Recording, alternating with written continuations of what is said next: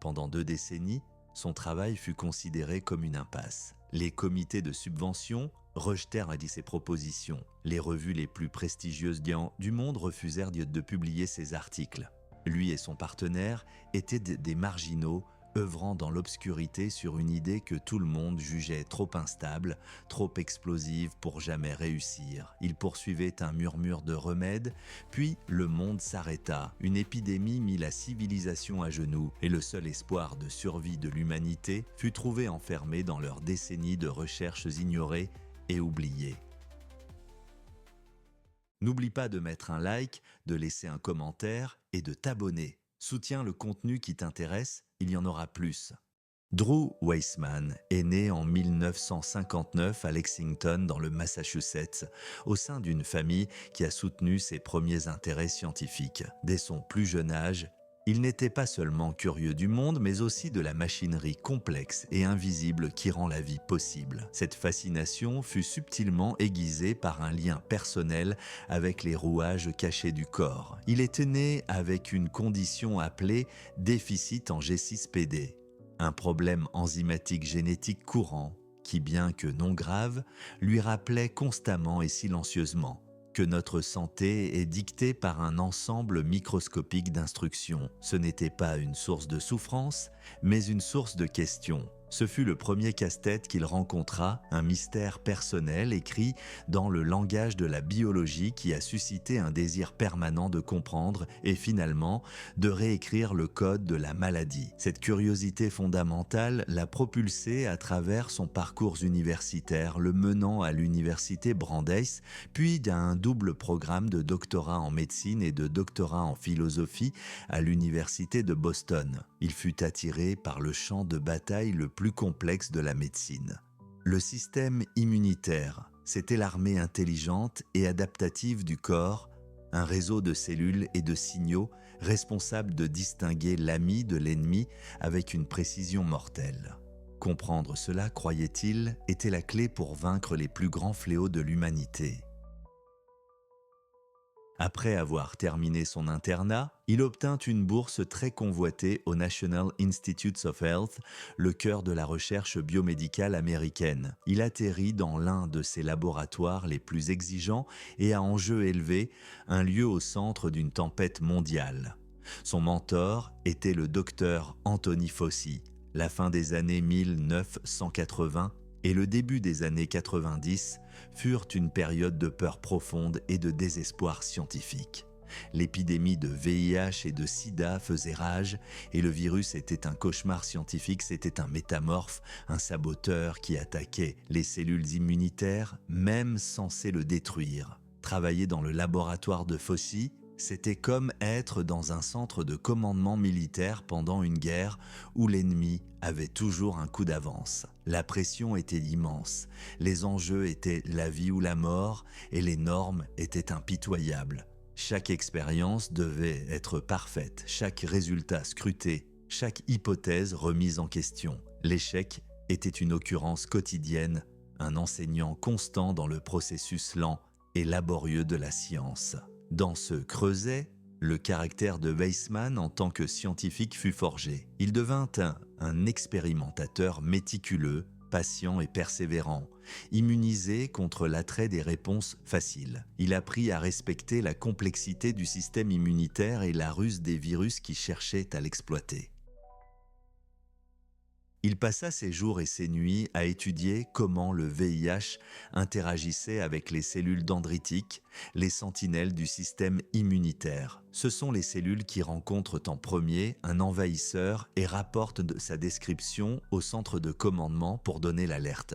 Pour créer un vaccin, il faut réussir à délivrer un message à ces sentinelles. Un vaccin est essentiellement un briefing de renseignement pour votre système immunitaire. Il fournit un manuel de formation contenant souvent un fragment inoffensif de l'ennemi, comme une seule protéine de l'enveloppe extérieure d'un virus. Cela permet à l'armée du corps d'étudier l'uniforme de l'ennemi, d'apprendre ses tactiques et de construire une force de défense spécifique, le tout sans jamais affronter une vraie bataille.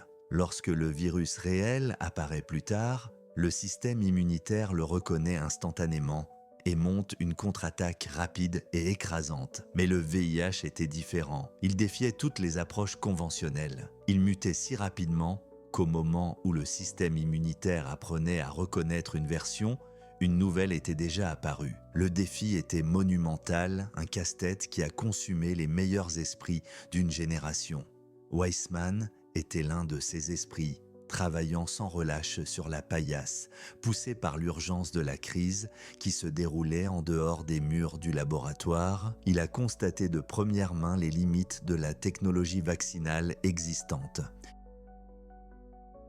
Les anciennes méthodes étaient trop lentes, trop maladroites pour déjouer un ennemi aussi agile que le VIH. Une nouvelle arme était nécessaire, une toute nouvelle stratégie. Les années passées au NIH ont consolidé son expertise en immunologie, mais elles lui ont aussi inculqué un profond sentiment des limites du domaine. En 1997, après des années passées au premier plan de la lutte, Weissman prit une décision capitale. Il choisit de quitter l'environnement prestigieux et bien financé des NIH. Il accepta un poste à l'université de Pennsylvanie où il dirigerait son propre laboratoire. C'était un risque. Il échangeait la sécurité d'une grande institution contre l'autonomie de poursuivre ses propres idées, plus radicales. Son objectif singulier restait le même, développer un vaccin efficace contre le VIH, mais il savait que pour résoudre un problème impossible, il ne pouvait pas utiliser les mêmes vieux outils. Il avait besoin d'une nouvelle plateforme, quelque chose de plus rapide, de plus flexible et de plus précis que tout ce qui avait existé auparavant. Il cherchait un moyen de délivrer non pas seulement un fragment du virus, mais les instructions pour fabriquer ce fragment directement dans les cellules du corps. S'il pouvait faire cela, il pourrait transformer le corps en sa propre usine de vaccins, produisant la protéine virale exacte nécessaire pour entraîner le système immunitaire. L'idée était élégante, mais la technologie était purement théorique, semée d'embûches biologiques et techniques qui avaient arrêté d'innombrables autres. Il s'aventurait dans une friche scientifique, guidé par une hypothèse que beaucoup de ses pairs considéraient au mieux comme une tentative audacieuse, au pire comme une impasse. À peine, Weissman était déterminé à résoudre le casse-tête du VIH. Il avait besoin d'un nouvel outil, d'une nouvelle approche. Il ne le trouva pas dans un bioréacteur de haute technologie, mais debout à côté d'un photocopieur où une rencontre fortuite avec une autre paria scientifique allait changer le cours de sa vie et de la médecine moderne pour toujours. À l'université de Pennsylvanie en 1997, le destin scientifique ne fut pas forgé dans un laboratoire étincelant ou un amphithéâtre bondé. Il commença à côté d'un photocopieur bruyant et peu fiable. Drew Weissman, nouveau à l'université et désireux de commencer ses recherches sur le vaccin contre le VIH, attendait de photocopier un article scientifique. À côté de lui, se tenait une scientifique hongroise nommée Katalin Karikó. Ils entamèrent une conversation, une discussion informelle qui commença par des plaintes concernant la lenteur de la machine, mais qui pivota rapidement vers le sujet qui les obsédait tous les deux, l'ARN messager. Karikó, biochimiste de l'ARN, avait consacré toute sa carrière à cette seule molécule, persuadé qu'elle détenait la clé d'une nouvelle forme de médecine. Weissman, l'immunologiste, la voyait comme un outil potentiel pour créer un nouveau type de vaccin. Au cours de cette brève conversation, ils trouvèrent quelque chose de rare, un autre véritable croyant, mais leur passion partagée était aussi un fardeau partagé. Karikó était une paria scientifique. Son attention inébranlable sur l'ARNM, un domaine que la plupart considéraient comme une impasse, avait privé son laboratoire de financement. On lui avait refusé un poste de professeur, son salaire avait été réduit et elle était menacée de rétrogradation par l'université même où il se trouvait. C'était une scientifique immigrée dont les idées brillantes mais non conventionnelles étaient systématiquement rejetées. En Weissman, elle ne trouva pas un sauveur mais un allié. Il ne voyait pas une chercheuse ratée.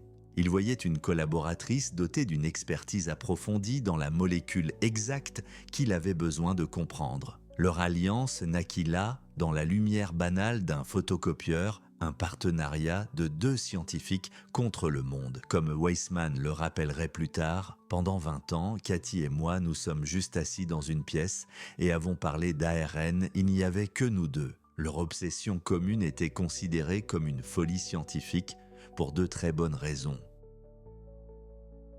Premièrement, l'ARN messager, ou ARNM, est une molécule incroyablement fragile. Considérez-le comme une recette biologique, un plan temporaire copié du livre de recettes principales de notre ADN. Cette recette est transportée vers la cuisine de la cellule, les ribosomes, où elle fournit des instructions pour préparer une protéine spécifique. Mais son rôle est d'être temporaire. Dans le corps, il se dégrade en quelques minutes. Essayer de l'utiliser comme médicament, c'était comme essayer d'envoyer un message critique écrit sur du papier de soie sous une averse. Il était tout simplement trop instable pour survivre au voyage. Mais l'instabilité n'était même pas le plus gros problème.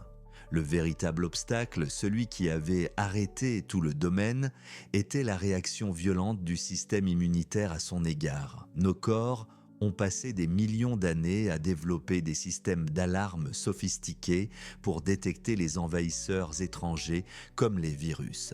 De nombreux virus utilisent l'ARN comme matériel génétique. Pour nos cellules immunitaires, l'ARNM synthétique injecté de l'extérieur ressemblait exactement à la signature d'une attaque virale. Au moment où il pénétrait dans le corps, il déclenchait toutes les alarmes. Le système immunitaire ne s'arrêtait pas pour lire le message. Il voyait le messager et lançait immédiatement un assaut total. Cela créait une réponse inflammatoire massive et dangereuse. Les gardes du corps ne se contentaient pas de détruire la recette d'ARN envahissante. Ils brûlaient tout le quartier pour être en sécurité. Ce cycle autodestructeur rendait l'ARNM synthétique non seulement inefficace, mais toxique. C'était une belle idée sur le papier, livrer une recette à une cellule et lui faire produire n'importe quel médicament ou protéine vaccinale que vous vouliez. En réalité, c'était une bombe incendiaire biologique. L'establishment scientifique n'était pas seulement sceptique quant au travail de Weissman et Carico, il l'avait déjà déclaré une impasse sur la base de preuves claires et reproductibles. Imperturbable, le duo se mit au travail, combinant la maîtrise de Carico en biochimie de l'ARN avec la connaissance approfondie de Weissman en immunologie. Leur premier objectif était simple, prouver qu'ils pouvaient utiliser l'ARNM pour fabriquer une protéine chez un animal vivant. Ils synthétisèrent minutieusement des brins d'ARNM qui codifiaient une protéine simple et traçable. Ils injectèrent ensuite cette recette soigneusement élaborée à des souris. L'anticipation était immense, ce fut le premier test crucial de leur partenariat et de leur hypothèse commune. Les résultats furent accablants. Comme le dogme le prédisait, les souris tombèrent malades. Leurs systèmes immunitaires s'emballèrent, déclenchant la cascade inflammatoire exacte dont tout le monde les avait avertis. L'expérience fut un échec, mais pas seulement un simple échec. Ce fut une confirmation dangereuse de la sagesse dominante. Cela suggérait qu'ils n'étaient pas seulement sur la mauvaise voie, mais sur une voie dangereuse. Pour toute autre équipe de recherche, cela aurait été la fin. Les données étaient dit claires, le risque était évident et le financement inexistant. Ils avaient regardé au cœur du problème et avaient constaté qu'il était aussi grave que le monde le croyait. Leurs propres expériences semblaient crier que les critiques avaient raison. La recette qu'ils essayèrent de livrer était brûlés par les gardes du corps avant même de pouvoir être lus. Ils étaient au bord de l'échec.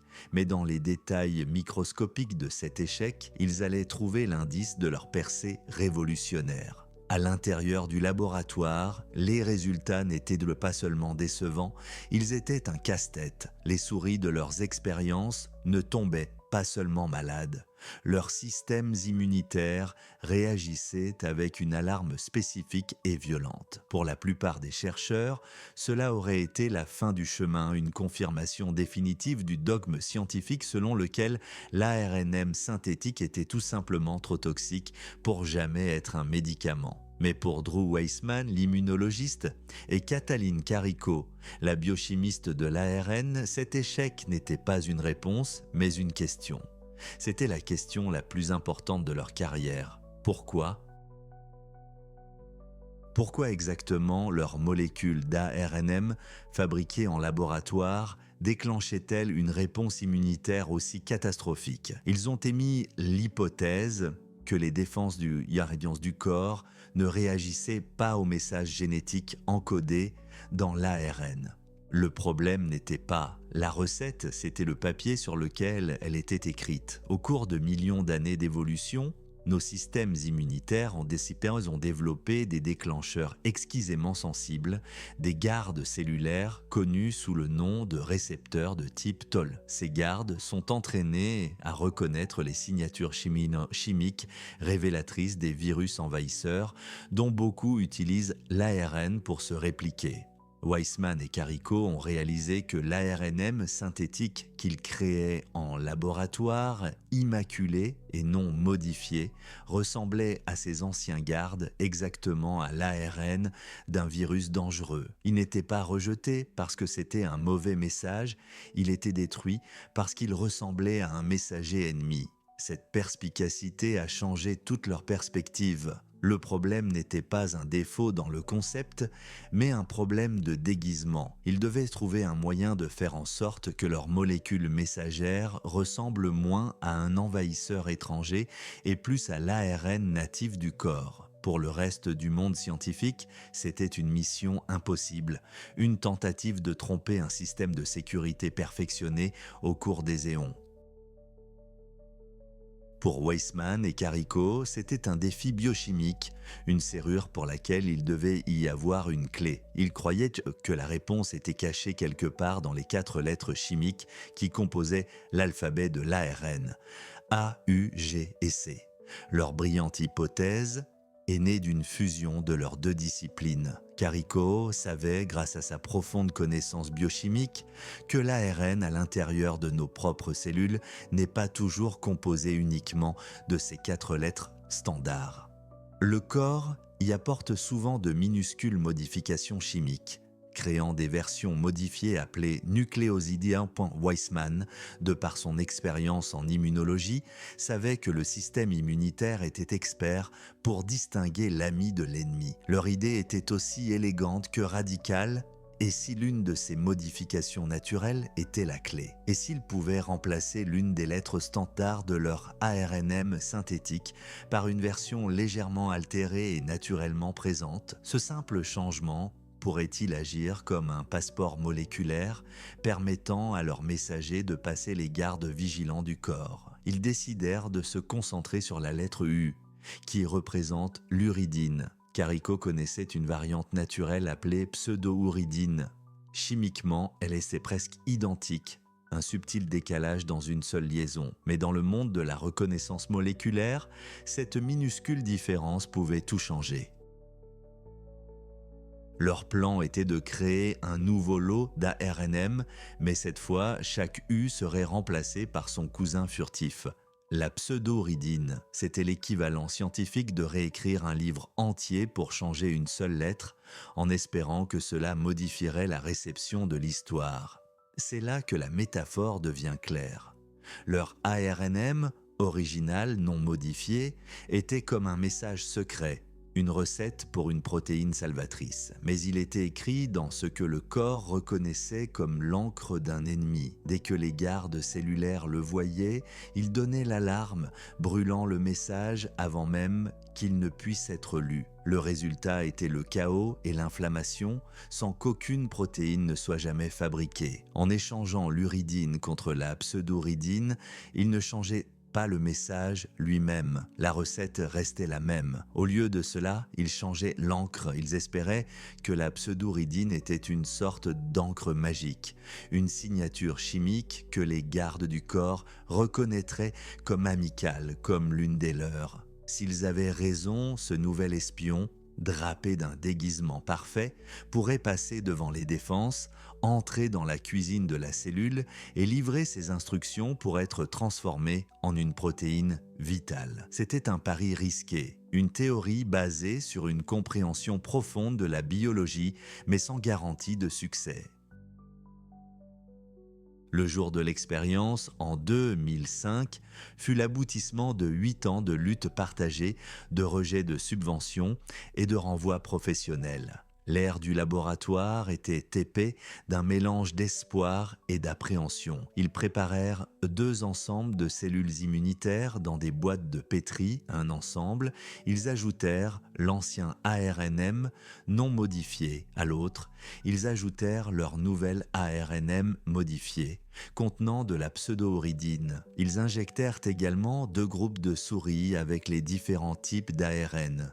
Puis, ils attendirent. Les heures s'écoulèrent lentement, tandis qu'ils mesuraient les signaux inflammatoires produits par les cellules et observaient les souris. Les résultats commencèrent à arriver, apparaissant sous forme de points de données sur un écran d'ordinateur. De l'ancien ARNM, les signaux inflammatoires montèrent en flèche exactement comme ils l'avaient toujours fait. C'était la même histoire d'échec qu'ils avaient vue pendant des années. Mais ensuite, ils regardèrent les données des cellules qui avaient reçu l'ARNM modifié. Il y eut le silence, pas de sonnette d'alarme, pas de signaux inflammatoires. C'était comme si rien n'avait été ajouté du tout. Le véritable moment de vérité vint des souris. Les animaux injectés avec l'ancien ARNM étaient malades et léthargiques, leur corps consumé par la tempête inflammatoire. Mais les souris qui avaient reçu l'ARNM modifié par la pseudoridine étaient parfaitement saines, se comportant comme si elles avaient reçu une simple injection d'eau salée. Et quand ils analysèrent leur sang, ils trouvèrent ce dont ils rêvaient depuis près d'une décennie. De grandes quantités de la protéine que l'ARNM avait été codée pour produire. Ça a marché, l'encre magique fonctionnait, le déguisement était parfait. La recette était livrée et lue sans déclencher une seule alarme. Dans le calme de leur laboratoire à l'université de Pennsylvanie, sans fanfare ni public, Drew Weissman et Katalin Karikó avaient fait l'une des découvertes biomédicales les plus importantes du siècle. Ils avaient résolu le problème fondamental qui avait freiné tout un domaine de la médecine. Ils l'avaient fait. Ils avaient résolu le casse-tête qui avait dérouté le domaine pendant des décennies. Ils avaient la clé, mais dans le monde de la science, une découverte n'a pas de sens tant qu'elle n'est pas partagée. Et ils étaient sur le point de découvrir que convaincre le monde était encore plus difficile que de convaincre le système immunitaire. En l'an 2005, les données confirmant enfin leur hypothèse radicale, Drew Weissman et Katalin Karikó firent ce que tous les scientifiques se font ensuite. Ils écrivirent. Ils documentèrent soigneusement leurs expériences, détaillèrent leurs méthodes et exposèrent la conclusion révolutionnaire selon laquelle la modification d'une seule lettre chimique dans l'ARNM pouvait en faire un outil puissant et sûr pour la médecine. Avec un sentiment de triomphe silencieux, ils soumirent leur manuscrit à la revue scientifique la plus prestigieuse du monde, Nature. Ils s'attendaient à un examen rigoureux, peut-être à des questions difficiles. Ce qu'ils obtinrent fut un rejet rapide. Les éditeurs ne l'envoyèrent même pas pour examen par les pairs, le rejetant comme une découverte d'un intérêt seulement marginal.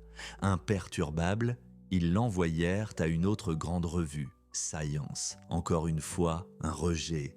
L'establishment scientifique et les gardiens même du savoir qu'ils cherchaient à informer n'étaient pas seulement sceptiques, ils étaient désintéressés. Leur découverte était considérée comme une astuce biochimique de niche et non la clé d'une nouvelle ère de la médecine. Ce fut un coup dévastateur. Les personnes même qui, selon eux, comprendraient l'ampleur de leur travail, les rejetaient. Finalement, leur article, celui qui serait un jour cité dans une annonce de prix Nobel, trouva sa place dans une revue plus petite et plus spécialisée appelée Immunity. Il fut publié non pas avec fracas, mais avec un murmure. La révolution avait été documentée, mais pour l'instant, presque personne n'écoutait.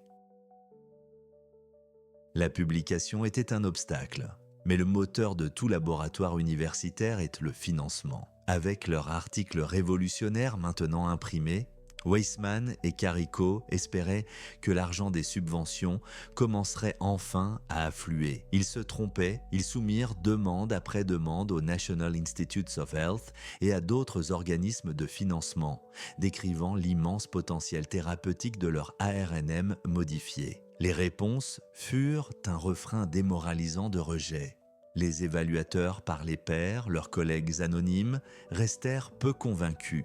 Le travail était toujours jugé trop risqué, trop farfelu, ses applications potentielles trop spéculatives. Ils étaient piégés dans un paradoxe.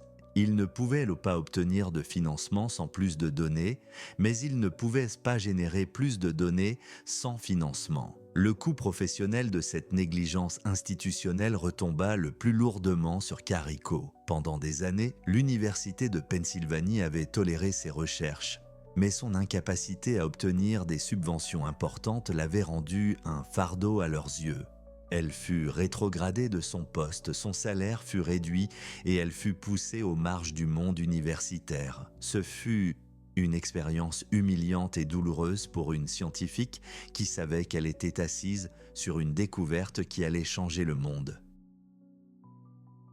Malgré tout, Weissman resta son allié indéfectible, veillant à ce qu'elle dispose d'un espace de laboratoire et de ressources pour poursuivre leur travail commun. Il connaissait la valeur de leur découverte, même si le reste du monde l'ignorait. Des années plus tard, il reviendrait sur cette longue période passée dans l'ombre, déclarant simplement « La science fondamentale est ce qui est essentiel ». Nous avons travaillé là-dessus pendant plus de 20 ans pour arriver au point où cela pouvait être utilisé. Leur persévérance face à ce rejet systémique fut un acte silencieux de défi scientifique. Ils poursuivirent leurs travaux avec des fonds modestes, publiant davantage d'articles qui s'appuyaient sur leur découverte de 2005, affinant encore la technologie. Ils montrèrent que leur ARNM modifié non seulement évitait l'inflammation, mais était aussi bien plus efficace pour produire des protéines, ce qui en faisait un candidat encore meilleur pour les vaccins et les thérapies.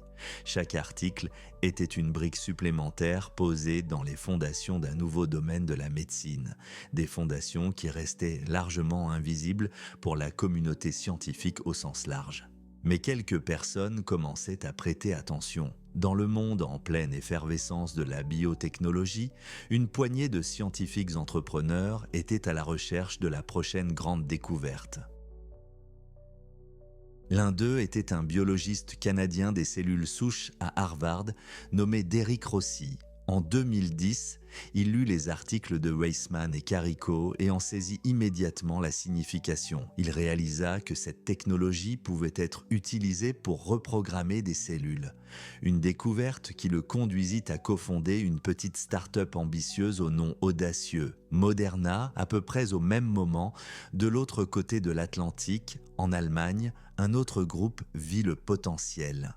Le médecin scientifique Uğur Şahin et son épouse Özlem Türeci avaient fondé une entreprise appelée BioNTech dans le but de développer des vaccins personnalisés contre le cancer. Ils cherchaient la technologie parfaite pour délivrer des instructions génétiques personnalisées afin de combattre la tumeur spécifique d'un patient. Lorsqu'ils prirent connaissance des travaux de Weissman et Carrico, ils surent qu'ils l'avaient trouvé. L'Université de Pennsylvanie accorda des licences pour les brevets de la technologie ARNM modifiée à ces deux petites entreprises relativement inconnues. Le transfert crucial avait été effectué. La découverte, ignorée et sous-évaluée par le monde universitaire, avait trouvé un nouveau foyer dans le monde à haut risque et à haute récompense de la biotechnologie commerciale. Pour Weissman et Carrico, ce fut un moment d'optimisme prudent. Leur bébé scientifique était enfin pris au sérieux, même si c'était par des startups dont peu de gens avaient entendu parler.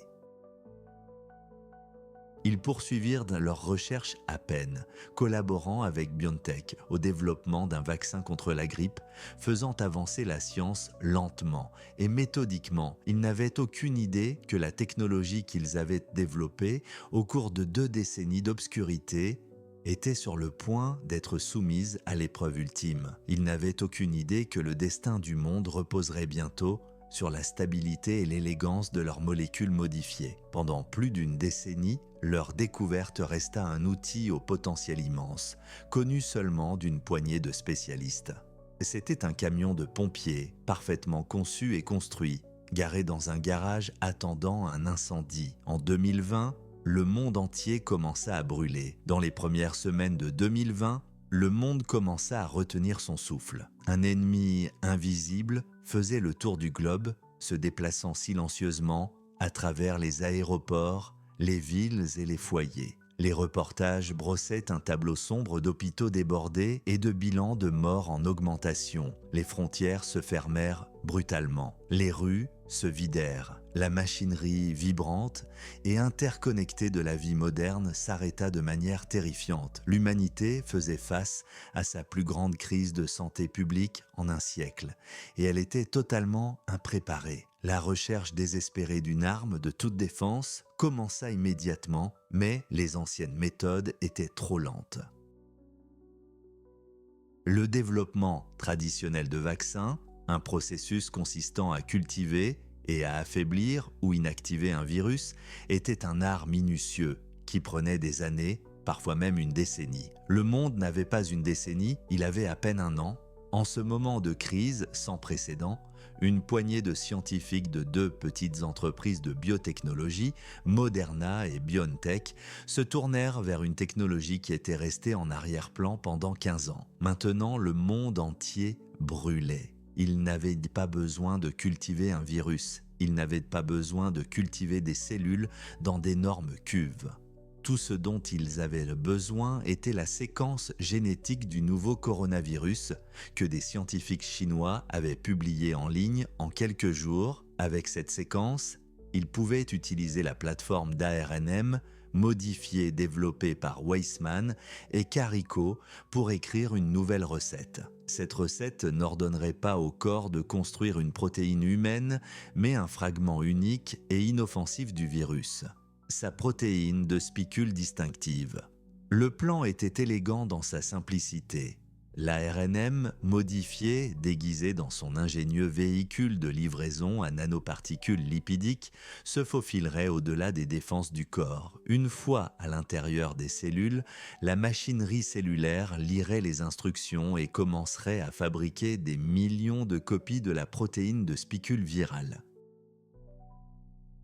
Le système immunitaire verrait ces protéines étrangères, les reconnaîtrait comme une menace sans jamais faire face au virus réel et construirait une armée puissante et ciblée d'anticorps et de lymphocytes T en réponse.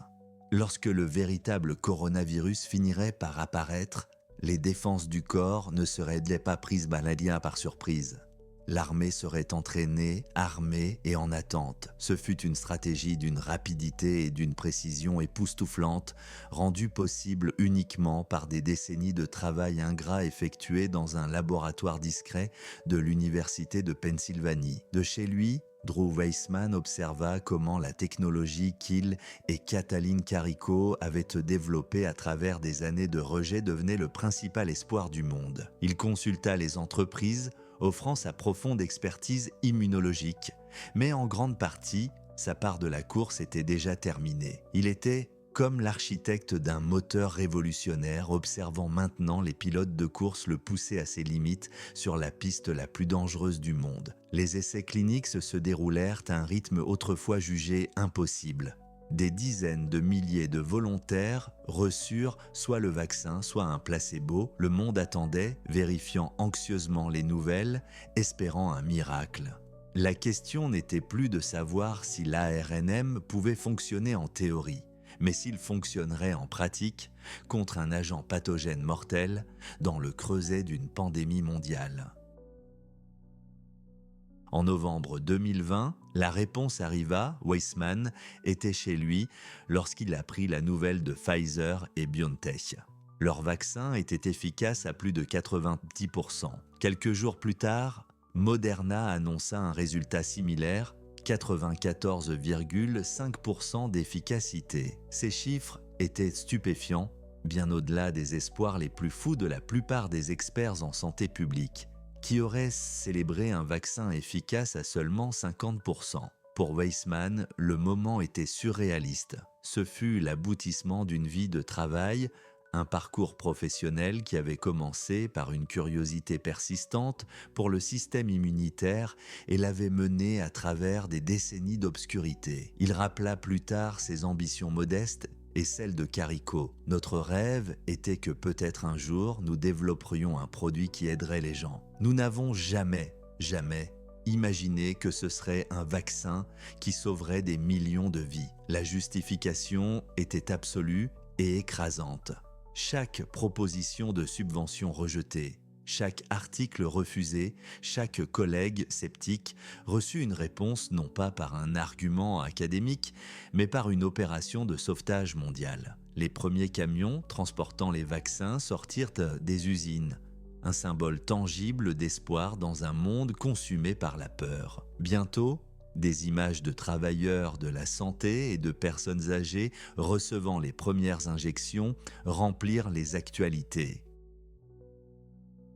Chaque injection était un petit écho de l'expérience révolutionnaire de 2005, un témoignage du pouvoir de modifier une seule lettre chimique. Ce fut le travail discret et méthodique de la science fondamentale soudainement déployée à l'échelle planétaire. Mais ce triomphe profond s'accompagna d'un fardeau complexe et lourd. La technologie qui avait été ignorée si longtemps était maintenant l'objet d'un intense examen mondial de débats et, malheureusement, d'une désinformation généralisée. Le travail de Weissman devint inextricablement lié aux arguments sur les obligations vaccinales, la liberté individuelle et les théories du complot qui se propageaient aussi vite que le virus lui-même. L'immunologiste discret, qui avait passé sa carrière à éviter les projecteurs, trouva sa découverte au centre d'une tempête culturelle et politique. Il donna patiemment des interviews, essayant d'expliquer la science, de démystifier la technologie et de combattre la peur avec des faits.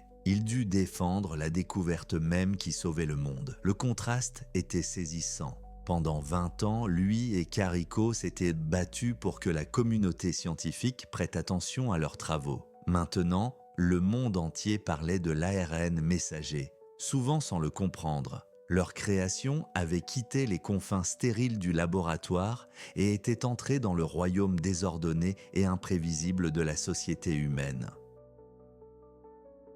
Ce n'était plus seulement un outil scientifique, mais un symbole d'espoir pour certains et une cible de suspicion pour d'autres. La recette qu'ils avaient écrite fonctionnait parfaitement.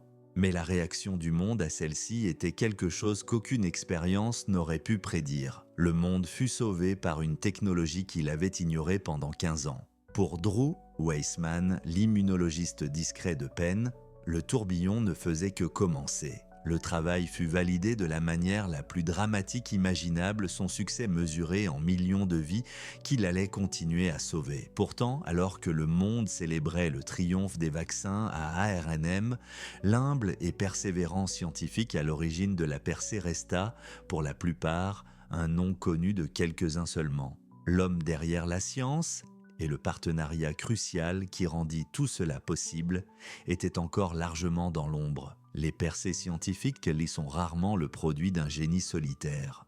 Plus souvent, elles naissent d'un partenariat, d'une alchimie unique entre deux esprits qui voient le monde de manière complémentaire. Pour chaque Watson, il y a un Crick. Pour chaque Curie, il y avait un Pierre. Dans la longue et discrète histoire de l'ARN messager, l'autre moitié indispensable de l'équation était Katalin Karikó. Leur alliance n'était pas seulement professionnelle, c'était une bouée de sauvetage, une forteresse à deux personnes contre un monde de scepticisme. Il était l'immunologiste établi avec un laboratoire et une mission. Elle était la biochimiste de l'ARN brillante mais marginalisée dont l'obsession singulière avait failli lui coûter sa carrière. Leur collaboration était une fusion parfaite d'expertise. Weissman comprenait le système immunitaire, le réseau complexe de gardes et d'alarmes qu'il essayait de manipuler. Il savait ce qu'un vaccin réussi devait accomplir à l'intérieur du corps. Karikó, d'autre part, connaissait la molécule d'ARNM elle-même avec une intimité qui frôlait l'obsession. Elle en comprenait la structure, les particularités, le potentiel. Il voyait la serrure, elle détenait la clé. Ensemble, Ils formaient un tout complet, s'attaquant systématiquement à un problème qu'aucun des deux n'aurait pu résoudre seul. Son laboratoire, à l'université de Pennsylvanie, devint son sanctuaire scientifique après que sa propre université l'eut rétrogradé pour l'échec perçu à attirer des fonds de subvention pour ses idées marginales. Weissman fournit les ressources, l'espace et le cadre immunologique crucial pour leurs expériences, Carico apporta la profonde connaissance biochimique et le travail pratique inlassable nécessaire pour synthétiser et purifier l'ARN.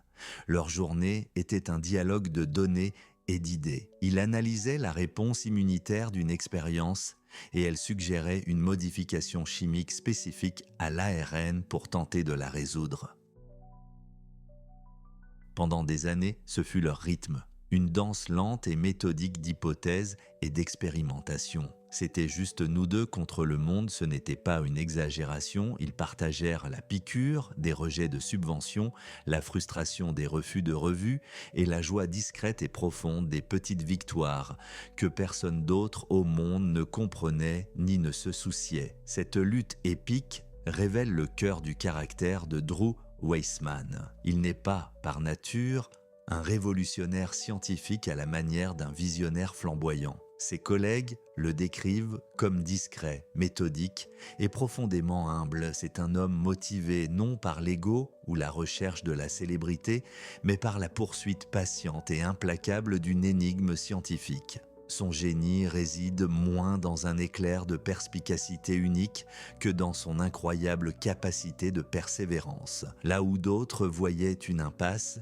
il voyait un problème qui n'avait simplement pas été examiné sous le bon angle. Là où d'autres abandonnaient après des années d'échecs, il continuait à poser des questions, à affiner l'expérience, à croire aux principes sous-jacents. Cette détermination tranquille fut le moteur qui alimenta leurs recherches pendant les longues années de vaches maigres. Il faut une forme unique de courage pour continuer à travailler sur une idée que l'establishment scientifique a qualifiée d'échec. Cela exige une conviction interne qui est immunisée contre la validation externe ou son absence.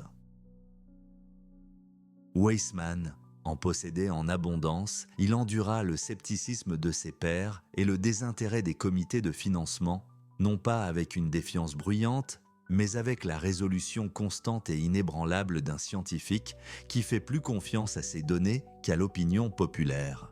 C'est ce trait, cette persistance méthodique, qui fut tout aussi critique pour la découverte que la modification de la pseudoridine elle-même. La science était brillante, mais sans la volonté humaine de la mener à bien à travers 2 décennies de négligence, elle serait restée une note de bas de page dans un journal oublié. Ses collègues ont noté que même après le succès mondial des vaccins, Weissman est resté largement inchangé. Il était toujours le même scientifique réfléchi, axé sur les données, plus à l'aise dans son laboratoire que sous les feux des médias. Il préférerait discuter des subtilités des réponses des lymphocytes B plutôt que d'accepter des éloges.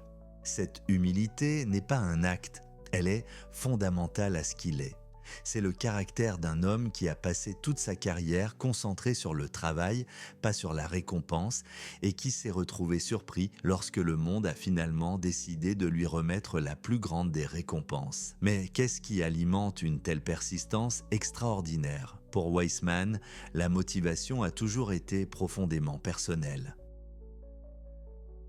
Son travail n'est pas un exercice intellectuel abstrait, il est lié à un désir fondamental de réparer ce qui est brisé dans la santé humaine. Cette motivation peut être retracée jusqu'à sa propre expérience de vie. Sa déficience en G6PD, bien que mineure, fut un rappel constant que nos corps sont régis par un code génétique fragile. Cela lui a donné une compréhension innée qu'une minuscule erreur dans un plan biologique pouvait avoir des conséquences concrètes. Cette perspicacité alimente maintenant ses recherches actuelles, alors qu'il applique la plateforme d'ARNM à ce qui a d'abord éveillé sa curiosité. Les maladies génétiques. Il envisage un avenir où les thérapies à RNM pourraient corriger les erreurs qui causent des désaffections comme la drépanocytose ou même être utilisées pour rééduquer le système immunitaire afin qu'il cesse d'attaquer le corps dans les maladies auto-immunes. Il travaille également à traiter les allergies graves en utilisant l'ARNM modifié pour enseigner la tolérance au corps. Pour Weissman, le vaccin contre la Covid-19 n'était pas un point final, c'était une preuve de concept. Ce fut la démonstration puissante de ce que le travail discret et persévérant de lui et de Carico pouvait accomplir. Sa vie en dehors du laboratoire est marquée par cette même discrète dévotion. C'est un mari et un père, un homme qui valorise sa famille et sa vie privée, les protégeant des immenses pressions de sa reconnaissance mondiale nouvellement acquise. Son histoire est un puissant témoignage de l'idée que le travail le plus percutant est souvent réalisé loin du tumulte de la foule. C'est une histoire de collaboration discrète, de conviction inébranlable et d'un scientifique dont la curiosité personnelle pour les plus petits composants du corps a finalement donné à l'humanité l'un de ses plus grands outils de survie. Cette persistance tranquille et ce partenariat puissant avait y donné au monde une nouvelle arme contre la maladie. Maintenant, après des décennies dans l'ombre, le monde était enfin prêt à leur rendre justice, culminant par un appel téléphonique avant l'aube depuis Stockholm. À 4h30 du matin le 2 octobre 2023, un téléphone sonna chez Drew Weissman, c'était un appel d'un numéro suédois, le genre d'appel dont la plupart des scientifiques rêvent toute leur vie mais ne s'attendent jamais vraiment à recevoir. À l'autre bout du fil se trouvait le secrétaire du comité Nobel de physiologie ou médecine. Les mots qui suivirent furent l'aboutissement d'un quart de siècle de travail acharné, d'innombrables rejets et d'une croyance inébranlable en une idée abandonnée. Lui et Katalin Karikó avaient reçu le prix Nobel. Le moment était surréaliste, un tremblement de terre silencieux avant l'aube qui réordonna le monde. Une fois l'appel terminé, une vague d'émotions profondes l'envahit, un mélange de choc, de joie et d'un soulagement profond et validant. Ses premiers appels furent d'un pour sa famille. Ensuite, il appela Cathy, ce fut une conversation en préparation depuis des décennies. Un sommet partagé atteint après une ascension longue et ardue. Les deux scientifiques, qui s'étaient autrefois tenus ensemble contre le monde, qui avaient partagé des frustrations concernant les rejets de subventions et célébré de minuscules victoires dans un laboratoire vide, partageaient maintenant le plus grand honneur de la science. Le monde avait enfin rattrapé la révolution qu'ils avaient commencée à côté d'un photocopieur tant d'années auparavant. Le prix n'était pas seulement pour un vaccin, il était pour la découverte fondamentale qui l'avait rendu possible. Ce fut la justification ultime. Mais pour Drew Weissman, le prix Nobel n'était pas un point final, c'était un pistolet de départ pour une nouvelle course. Les vaccins contre la Covid-19 n'étaient pas l'application finale de sa technologie. Il n'était que la preuve de concept. Ayant fourni au monde un outil pour combattre la dernière pandémie, il se fixa immédiatement pour objectif de prévenir la prochaine. Son laboratoire est maintenant un centre de recherche prospective, s'attaquant à certains des défis les plus complexes de la médecine.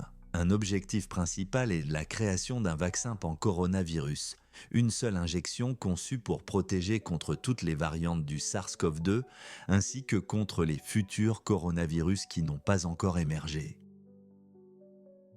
L'idée est de construire une clé maîtresse qui fonctionne sur toute une famille de virus, créant un bouclier permanent contre une menace connue. L'ambition de ces travaux actuels s'étend bien au-delà des maladies infectieuses. Weissman est un pionnier de l'utilisation de l'ARNM modifié pour créer des vaccins personnalisés contre le cancer. Le concept est révolutionnaire. Pour chaque patient, les scientifiques séquencent la génétique de sa tumeur afin d'identifier ses mutations uniques.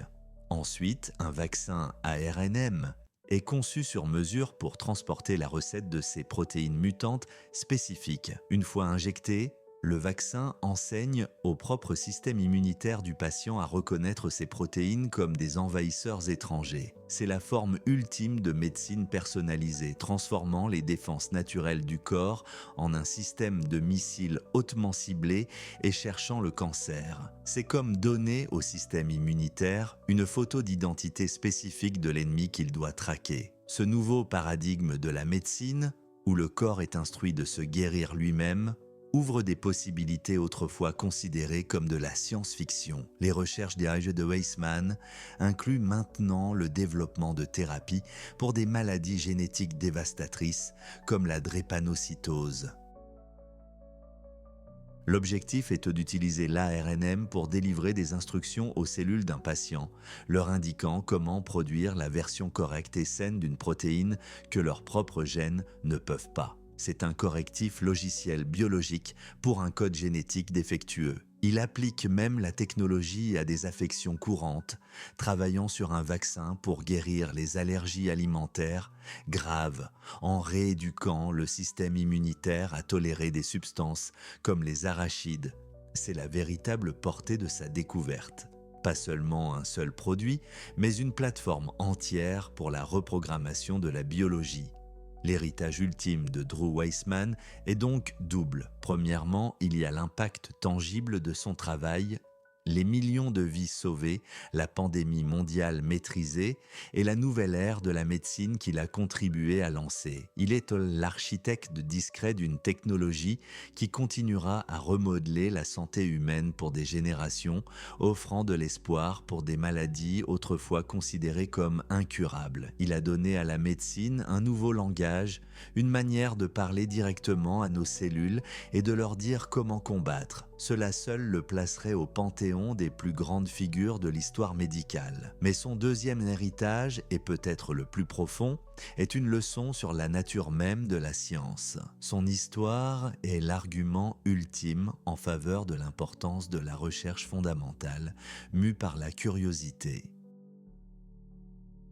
Pendant plus de 10 ans, ses travaux sur l'ARNM modifié ont été considérés comme une impasse scientifique, un projet trop risqué pour être financé et trop obscur pour les revues à fort impact. Il n'avait aucune application évidente et immédiate. Pourtant, ce travail lent, méthodique et sous-estimé s'est avéré être le fondement sur lequel le salut du monde a été bâti. Cela prouve que les plus grandes avancées ne proviennent souvent pas d'une recherche directe et ciblée d'une solution, mais d'une exploration persistante et obstinée d'une question fondamentale. Le parcours de Drew Weissman est un puissant témoignage de persévérance. Il incarne l'idéal d'un scientifique motivé non par la gloire ou la fortune, mais par un besoin profond de comprendre et une détermination tranquille à résoudre une énigme, quel que soit le temps que cela prend. Lui et Kariko ont travaillé pendant des années dans une relative obscurité,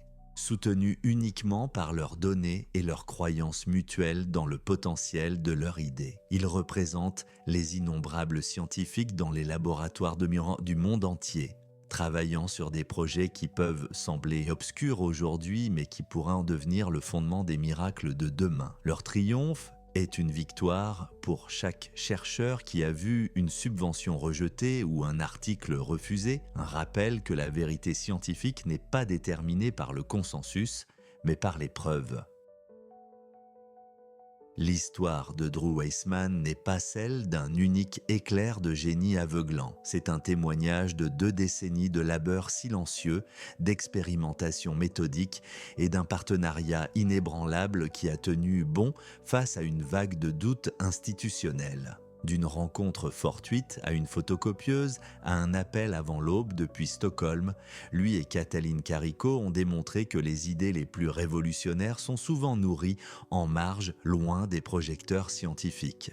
Leur persévérance a transformé une molécule fragile et inflammatoire en une plateforme robuste de guérison, offrant à l'humanité l'outil dont elle avait besoin pour survivre à une peste mondiale. Leur percée avec l'ARNM modifié a maintenant débloqué un avenir autrefois relégué à la science-fiction. Des vaccins contre le cancer, des remèdes pour les troubles génétiques et un système de réponse rapide pour les pandémies à venir. C'est un puissant rappel que le fondement des applications miraculeuses est le travail lent, souvent ingrat, de la science fondamentale. La question ultime que l'histoire de Drew Weissman nous laisse est la suivante. Combien d'autres découvertes qui changent le monde sont vivantes en ce moment, dans des laboratoires silencieux, et sont rejetées comme des impasses? Combien d'autres paires de scientifiques y se dressent contre le monde, attendant leur moment, détenant une clé dont nous ne savons pas encore que nous avons désespérément besoin?